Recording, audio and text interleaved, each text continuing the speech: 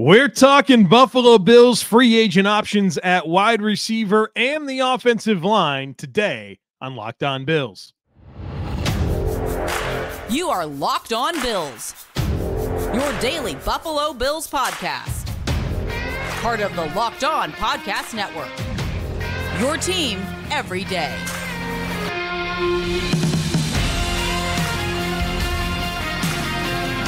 What's up, Bills Mafia? It's Joe Marino, author of Go Bills and Buffalo's Run, also the co-host of the Locked On NFL Scouting Podcast, and I am your host of Locked On Bills. Want to thank you for making Locked On Bills your first listen every day, and a big welcome and shout out to our everydayers. You know who you are. Those of you who never miss a single episode, I appreciate y'all being here very, very much. I'd also like to invite you to subscribe or follow for free on YouTube or wherever you listen to podcasts. We're part of the Locked On Podcast Network, your team every day. Today's episode is brought to you by FanDuel. Make every moment more. Right now, new customers can get $150 in bonus bets with any winning $5 bet. That's $150 if your bet wins. Just visit FanDuel.com/LockedOn to get started. Well, folks, welcome in. We're going to continue identifying Buffalo Bills free agent targets. And today is wide receiver and offensive line. And obviously wide receiver, the big one, a primary need for the Buffalo Bills. So let's break down the situation and get into the 9 different options that I have down for the Buffalo Bills to consider. And then later on, we'll talk about the needs along the offensive line and who makes sense for the Bills to target in that regard.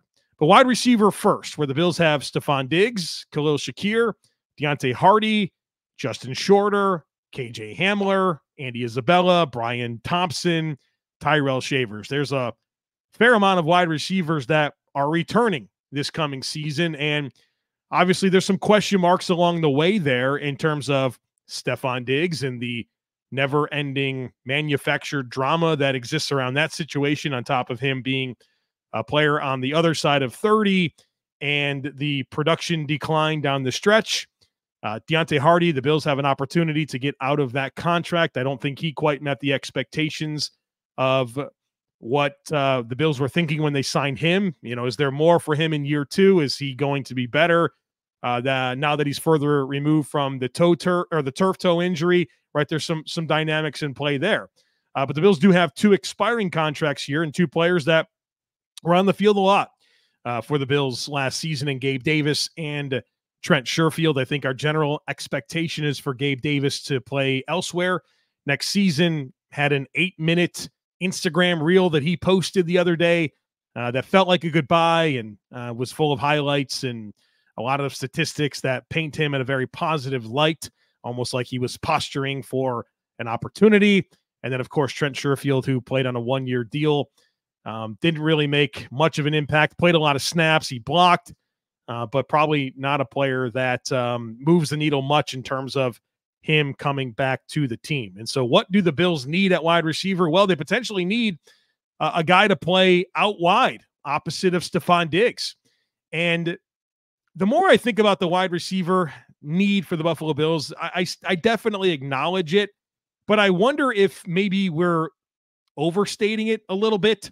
If this team does bring back Diggs, Shakir, Harty, in addition to, you know, some of the depth options that I just went through, is this just a matter of getting another guy that can play on the line of scrimmage, can block, can give you some vertical stretch ability, and you're really going to funnel most of your passing game to Diggs, Shakir, Kincaid, Knox, and Cook, right? Like, that's a good top 5.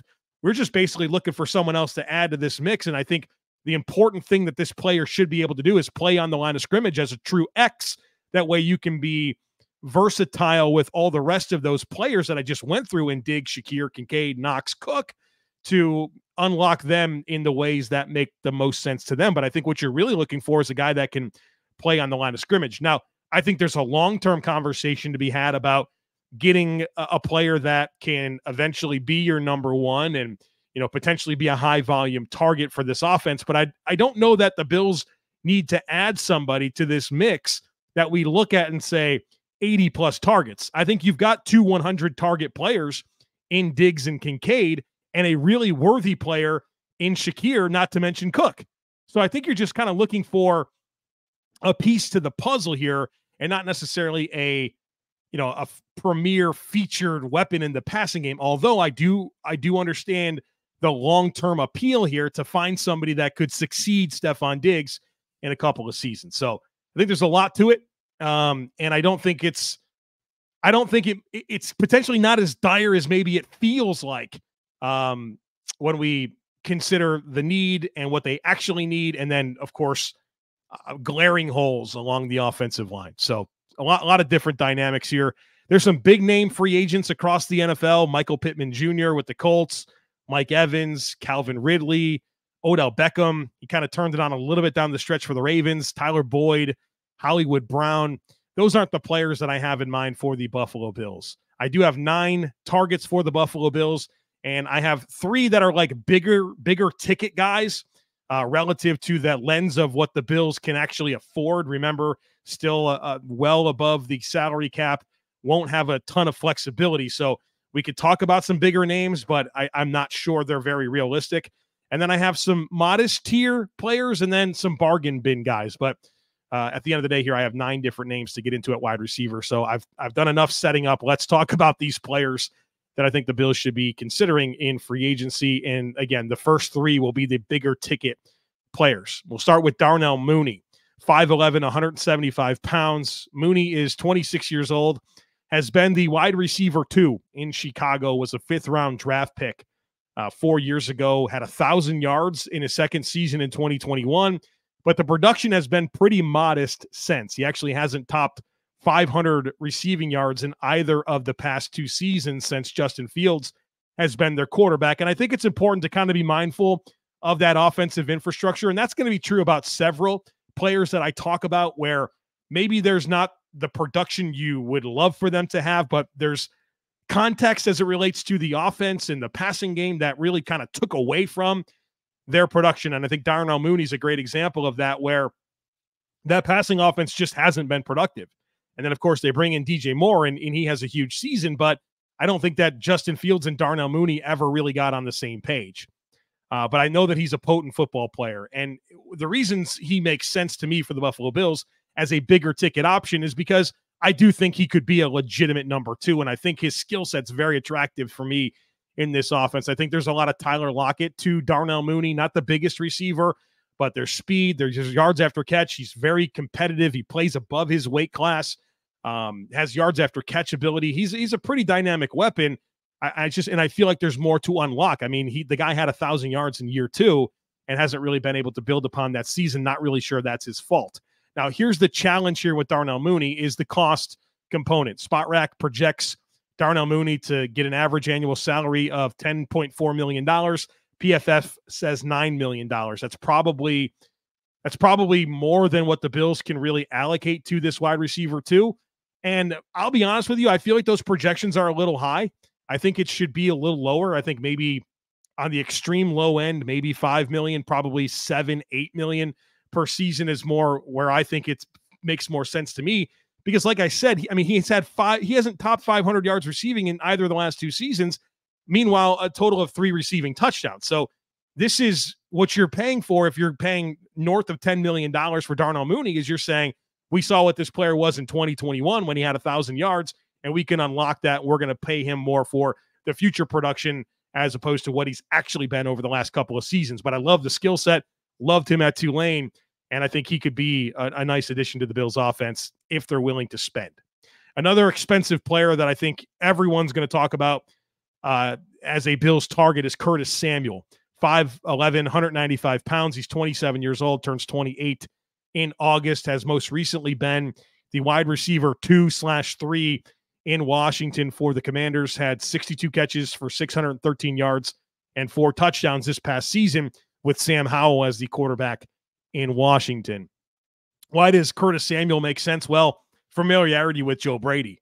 Joe Brady coached Curtis Samuel in Carolina, and the guy had 1,000 yards from scrimmage, which was his most productive season in the entire NFL. So you can always connect the dots with familiarity in the NFL, and Curtis Samuel is the poster boy for that conversation right now with the Bills and wide receiver and his ties to Joe Brady, and also part of the Panthers when Sean McDermott and Brandon Beane were there.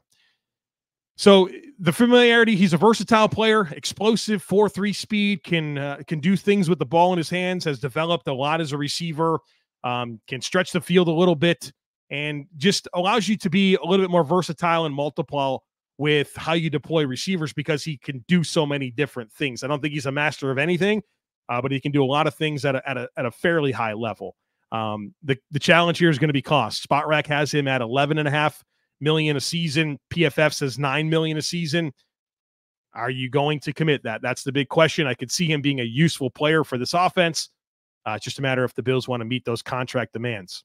The last big ticket is DJ Chark, 6'4", 200 pounds, 27 years old. He turns 28 in September, has most recently been the wide receiver 2 in Carolina this past season with Bryce Young. 35 catches, 525 yards, 5 touchdowns. Again, that offense was terrible. Bryce Young was terrible this past season, and certainly not a great opportunity for DJ Chark to really showcase his full skill set playing on that football team. So again, that's going to be a theme with a lot of these receivers that I bring up, and DJ Chark continues that. Why does DJ Chark make sense for the Bills? Well, he's a field stretcher, right? And I think in a lot of ways, when I consider what the Bills need at this wide receiver spot that they add is a guy that can win down the field, make plays down the field, and not only give the Bills an explosive playmaker in the passing game, but when you have that type of weapon and the attention that they could command, it opens up a lot for your underneath players. And the Bills have a lot of very good underneath players in Diggs and Shakir and Kincaid. And I think you can make them even better when you change the math and give yourself a guy that can lift the roof of the defense to give them more space to operate. So I think the Bills need a player like this. DJ Chark, 6'4", 200, has ran a 4.3 40-yard dash back when he was coming out of the draft, coming out of LSU. Now, there's limitations with him. He's not going to be a dynamic separator. He's not a great yards after catch guy. I mean, dynamic separator on the short to intermediate routes. He's literally just kind of a vertical player. In a lot of ways, a more explosive version of Gabe Davis. What I also like about DJ Chark is he's got a resume of blocking in the NFL. So I think you kind of get a lot of what you had in Gabe Davis, but with a more explosive player. And that's somewhat appealing to me. Cost here, Spot Rack says $10.9 million a season. PFF says $7.75 million a season. Again, these are the bigger ticket options. I wonder if the Bills will commit that to any receiver.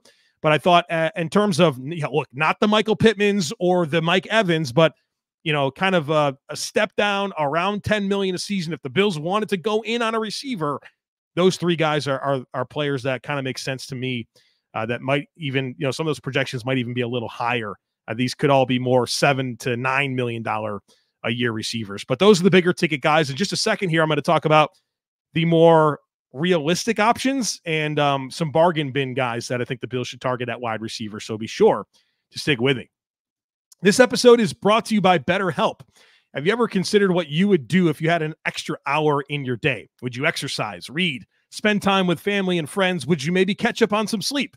A lot of us spend our lives wishing we had more time. The question is, time for what? If time was unlimited, how would you use it? The best way to squeeze that special thing into your schedule is to know what's important to you and then make that a priority. Therapy can help you find out what matters most so you can do more of it. Therapy is helpful for learning positive coping skills and how to set boundaries. It empowers you to be the best version of yourself. Therapy is not just for people who have experienced major trauma. So if you're thinking of starting therapy, give BetterHelp a try.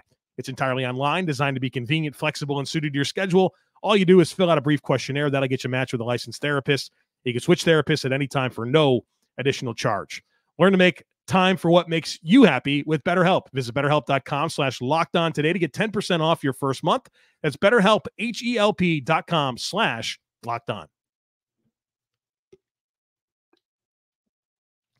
All right, let's get into a very realistic conversation about some guys that I think should be on the Bills' radar. Next up at wide receiver is Noah Brown, 6'2", 215 pounds, 28 years old. This will be his age 28 season, has most recently been the wide receiver 3 for the Houston Texans. From 2017 to 2022, he was kind of like a wide receiver 4 or 5 for the Dallas Cowboys. This past year with Houston, 33 catches, 567 yards, 2 receiving touchdowns. His last year in Dallas was pretty similar to that, actually more productive than that. So a couple of years of good production for Noah Brown, one with Dallas, one with Houston. Why does he make sense? Well, he's a height, weight, speed guy, 6'2", 215, can get down the field, linear athlete with some explosiveness to him. He's physical. He blocks. This is a very much, in some ways, a similar skill set to Gabe Davis with more athleticism. I think the blocking ability here is appealing. And again, he's a guy that would fit this idea of, hey, just get yourself an X receiver. And then you got high volume players in Diggs, Kincaid, Shakir, Cook, not to mention Knox, not to mention if, Hardy's back. Like, to me, this is the type of on the line player that achieves that. And he shouldn't be very expensive. The cost projections here, SpotRack has him at $5.6 million. PFF has him at $3.5 million. This is what I'm talking about, right? This is exactly the type of skill set, cost, impact, right? Like, this would be a perfect addition to the wide receiver core in my mind. This is one of my favorite options that I want to bring up because I think it's the great marriage of a little bit of upside, field stretching ability, blocking, and then the cost, right? I think he really kind of checks all of those boxes. So Noah Brown, one of my favorite options for the Bills in free agency. Josh Reynolds, 6'3", 194 pounds. Josh Reynolds is 29 years old, has most recently been the wide receiver 2/3 in Detroit, coming off of a productive season, 48 catches, 740 yards, 6 receiving touchdowns. He's been a fairly consistently productive player throughout his entire career, coming in 4, 5, 6, 700 yards every single season, but never really being a featured part of any offense. Why does he make sense? Well, he can play X receiver. So this is, again, what I'm talking about. Get that guy that can play on the line, free up everyone else. He does have vertical ability. Josh Reynolds' ball skills have been a strength of his going back to his time at Texas A&M. He's a high character guy. I've actually spent time with Josh Reynolds. I think he'd fit very well into the Bills culture, gives you that blocking ability. So I think this is very much a cheaper player than what Gabe Davis is going to command, that gives you similar things and probably has better hands than Gabe Davis as well. So I like the value here. I like the skill set. I like the resume. I like the makeup of the player. SpotRack says $7 million a season. PFF says $5.25 a season. It's a little bit on the higher end, but I think that's reasonable and really a nice fit, in so many different ways. Got some more guys to talk about. Nick Westbrook-Ikhine is next up, 6'2", 211 pounds, 26 years old. He turns 27 in March. Has most recently been the wide receiver 2/3 in Tennessee, was an undrafted free agent out of Indiana, and has been in Tennessee since 2020. I'm impressed that he's been able to find some level of production despite an overall bad passing game for the Titans. Not a high volume passing game, not a very good quarterback situation since he's been there. But he still had around 400 yards and 4 receiving touchdowns per season over the last 3 years. Again, very similar to what I said about Noah Brown and Josh Reynolds. Makes a lot of sense because of the size, the blocking ability, the down the field receiving skill, can be an X and play on the line of scrimmage, right? Like, does those things that the Bills kind of need, and he should not be expensive. SpotRack says $2.5 million a season. PFF says $2.75 million a season. This is a very realistic target here. Nick Westbrook-Ikhine, most recently of the Tennessee Titans. Another player that I think really fits what the Bills are looking for is Donovan Peoples-Jones, 6'2", 204 pounds, 25 years old, was most recently the wide receiver 3 in Cleveland. He was actually traded to the Lions during the season this past year, was a draft pick of Cleveland, had some productive seasons, and then I'm not really sure what happened this past year. Kind of felt like he was going to take a step, never really happened. He went to the Lions, and of course, it's hard to step into a new situation in the middle of the season and have a ton of production. But he makes sense to me because of his size, his physicality, and his athleticism. Has flashed as a down-the-field weapon for the Browns over his first 3 seasons. You go back to 2022, DPJ, Donovan Peoples-Jones, 95 targets, 839 yards. In 2021, 597 yards. His averaged over 15 yards per catch for his career. He's a guy that was a highly decorated recruit going to Michigan, had some production towards the end of his career, and then, even had some production in his NFL career, but last season didn't necessarily provide this big season that I'm sure he was hoping for going into free agency, and he's out on the open market. SpotRack says $2.5 million a season. I'd sign him for that in a heartbeat. There's some ceiling here to unlock, which really makes him appealing to me, and I liked him a lot his last season at Michigan. So another player that makes a lot of sense. So I'm going to get to a couple more like bargain bin players, but you can get excited about some of the bigger names that I talked about. But honestly, like Noah Brown, Josh Reynolds, Nick Westbrook-Ikhine, Donovan Peoples-Jones, those four guys just are really, really attractive options for their skill set, their style of play, the cost factors as well, and some of the production that they've all flashed throughout their career. The last two players I have are kind of true bargain bin guys that I don't think you sign and you have exactly what you're looking for, but there's some upside and some low cost that intrigues me. Let's talk about him here. Jalen Guyton, the next player I want to bring up, 6'1", 212 pounds, 26 years old. He turns 27 in June, has been a depth receiver for the Los Angeles Chargers. And he showed some real promise in 2020 and 2021. In 2020, 28 catches, 511 yards. That's a lot of yards per catch. 28 catches, 511 yards, 3 touchdowns. Then in 2021, 31 catches, 448 yards, and 3 touchdowns. Keeping in mind, this is not necessarily like a top 3-4 option in that passing game. Still a lot of down the field production. Then he tears his ACL in 2022, starts 2023 on the PUP list, is activated in November, and really never really comes together, right? The Chargers had a bad season. Justin Herbert got hurt. Easton Stick is starting games. They fired their coach. And now Jalen Guyton's out there on the open market. And he's very appealing to me. He's a burner. This is a guy with 4.3 speed at 6'1", 212 pounds, and has made plays down the field in the NFL. So that size-speed combination, exactly what the Bills are looking for, but also low-risk player here. Like, you're not going to have a lot invested. He's less than $2 million a season, I would guess. And to bring in and to take a chance on him and see what he can do, and if he can establish some chemistry with Josh Allen down the field, I think you can have a nice bargain bin player that is very little risk, but the reward could be really good. So Jalen Guyton, a player that is kind of a sleeper that I like. And then a personal favorite of mine, Devin Duvernay, 5'11", 202 pounds, 26 years old. He turns 27, has been a depth receiver for the Baltimore Ravens, was a 3rd-round pick, a top 100 pick in 2020, and has made most of his contributions on special teams where he's been a great kick and punt returner, like a top-tier kick and punt returner. And then he had a productive receiving year in 2022, 37 catches, 407 yards, 3 touchdowns. And again, they've had a lot of different investments at receivers in Baltimore, whether it's been like Rashad Bateman, Zay Flowers, Odell Beckham. They kind of take some flyers on some veterans. And Lamar Jackson, great player, not a productive passer, right? So like the passing offense just hasn't been productive in Baltimore. I think there's more to unlock here. And again, like I said already, not a clean projection to this X receiver that I think the Bills need, but as a depth player that can do a lot of the things that we enjoyed from Isaiah McKenzie to give you plus return ability. He's appealing to me, and he's just like very dynamic. When you watch him with the ball in his hands, you can just tell there's something about him. He's very competitive, explosive, ran in the 4.3s, has a dense build at 5'11", 202.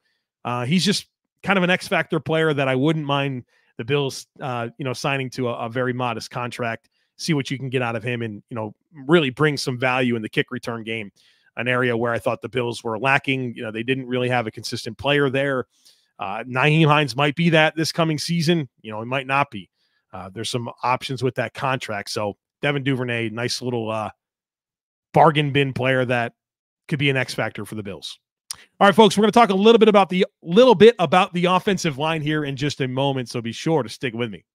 Get buckets with your first bet on FanDuel, America's #1 sportsbook, because right now new customers can get $150 in bonus bets with any winning $5 bet. That's $150 if your bet wins. You can bet on all your favorite NBA players and teams with quick bets, live same-game parlays, exclusive props, and more. They've also got football's futures bets up, hockey, whatever sports you're into. FanDuel has some fun action that you can check out, and this deal is incredible. Like I mentioned, new customers get $150 in bonus bets with any winning $5 bet. So check it out. Just visit FanDuel.com/lockedon and shoot your shot. FanDuel, official sportsbook partner of the NBA.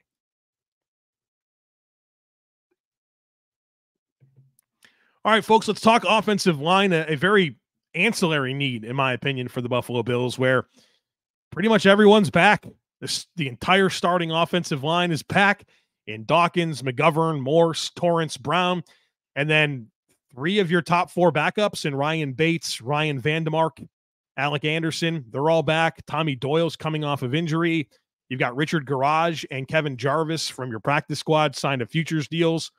You got a lot coming back, which is exciting because the Bills' offensive line was a strength last year, and I'm excited to see how they continue to grow together. Now, that doesn't mean there's not some long-term needs to be mindful of, whether that's, eventually Mitch Morse is going to have his day, and he's already said he wants to come back. The Bills do have some flexibility with that contract. We'll see what happens. Spencer Brown, this is the last year of his rookie deal, and, you got to kind of figure out the long-term projection there at right tackle. Maybe it's Spencer Brown. So I think your issues here are not very immediate, but I do think if there's anything that they can do, it's definitely strengthen the depth and bring in competition for the depth here. Are you really like Ryan Vandemark? Love the story, love the athleticism.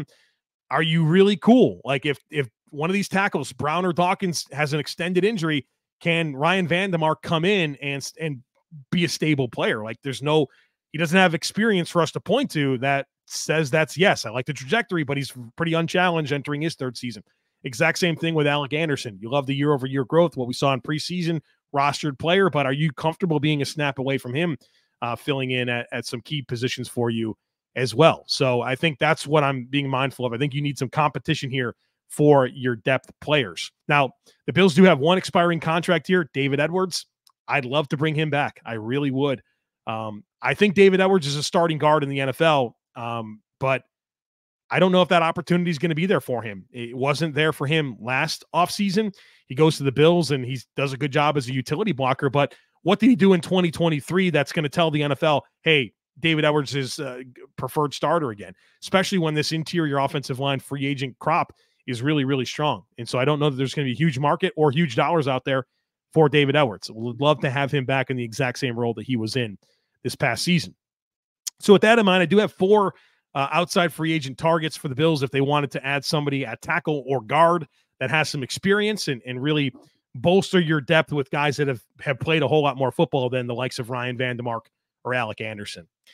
First up is Charlie Heck, 6'8", 311 pounds, 27 years old, has been the swing tackle for the Houston Texans since they drafted him in the 4th round back in 2020. Again, he makes sense because I think he's legitimate depth challenger to Ryan Vandemark and Tommy Doyle coming off of injury. He's played over 1,300 snaps since 2020 in that type of role, filling in for Laramie Tunsil or Titus Howard. The Texans have had some injuries there, particularly at right tackle, right? And actually he hasn't played any left tackle, has Charlie Heck, but on the right side there, he's been a guy that's provided a lot of depth for the Houston Texans. Should be a low-cost player. Again, if the Bills are looking for a veteran tackle, he makes sense to me. Kendall Lamm, this is be a very attractive swing tackle, 31 years old. He turns 32 in June, has spent the last 2 years as a swing tackle for the Miami Dolphins. To me, he's the perfect vet. If you want a vet swing tackle, like you legitimately want to make sure that you've got a guy that can step in, Kendall Lamm has a long history of doing that in the NFL. I think he's one of the best swing tackles in the league. And he's had to play a fair amount for Miami, who Laramie Tunsil's always hurt. Filled in for, I think, Austin Jackson a little bit over the last couple of years as well. And I think he's a really high-end swing tackle. And he played last year, 1 year, $1.4 million. I'm guessing a similar contract will be there for him this time around. And I think if you also sign him, I think you also hurt Miami. Miami is going to have a good bit of turnover with their offensive line with a lot of expiring contracts in Robert Hunt, Connor Williams, Robert Jones, Isaiah Wynn, Kendall Lamb's a free agent. There's a lot that they have to figure out with their offensive line. So I think Kendall Lamb's helped them stabilize at times. So not only can you bolster your tackle depth, but you hurt Miami's tackle depth along the way. 2 players on the interior I'll bring up. One's a familiar name in Greg Van Roten, 34 years old, was the starting right guard for the Raiders this past year. And he was with the Bills back in 2022, played backup guard and center. He makes a lot of sense to me because of that familiarity. But if the Bills can't get David Edwards back, if the Bills do move on from Mitch Morse, it'd be nice to have a veteran that knows you, to be in the mix. He played some center as well for the Buffalo Bills. Again, he's 34 years old, played last season on a 1-year, $1.6 million deal, and he played well as a starter. Maybe there's some more money out there for him. Maybe some team's looking for a bridge guard. But if there's a depth role that he's looking for, I think bringing him back to Buffalo would make sense. One last player here, Sua Opeta, 27 years old. He's turns 28 in August, has most recently been a reserve interior player, backup guard for the Eagles, really filling that role since 2019. And he's had a lot of opportunities to play, both left and right guard for Philadelphia over the years. And obviously they've had a good offensive line situation, and has backed up some really good players through the years there. And I think he's one of the most attractive reserve guards on the market. And so again, if your goal here with your backup offensive lineman is to bring some experience, some high-end depth, because you had such good injury luck and maybe you don't think that's going to continue and you wanted to go in on a veteran, I think Sua Opeta would make a lot of sense. So I don't have a ton of concern for the needs of the Bills on the offensive line, but I do think you want to challenge your depth. And here's 4 players that make a lot of sense to me. I'd just bring back David Edwards, to be honest with you. I think that'd be a great move, and really run it back with your same group. And hopefully you get more development from Spencer Brown, of course, Osiris Torrance in year 2, Connor McGovern in year 2 on the team should be even better. You got some developing depth in Ryan Vandemark and Alec Anderson. There's a lot of good going on here with this Bills offensive line. And so I don't think you're ever content with offensive line, but I look at the Bills offensive line overall very favorably right now compared to maybe the way that we've looked at it in previous seasons. I think it's come a really long way from top to bottom. All right, folks, there you have it. The Bills free agent options at wide receiver and offensive line. Our next conversation will come later on Tuesday. I want to reflect on the comments that both Brandon Beane and Sean McDermott have made at the NFL Scouting Combine. And then the rest of the week, we're going to focus in on the defensive positions for the Bills in free agency. So buckle up. We got a lot of fun conversations ahead. Don't miss anything. Make sure that you're subscribed. We'd love it if you took a second to rate, review, and share the podcast. Have a great rest of your day. Go Bills. And I look forward to catching up with you again real soon.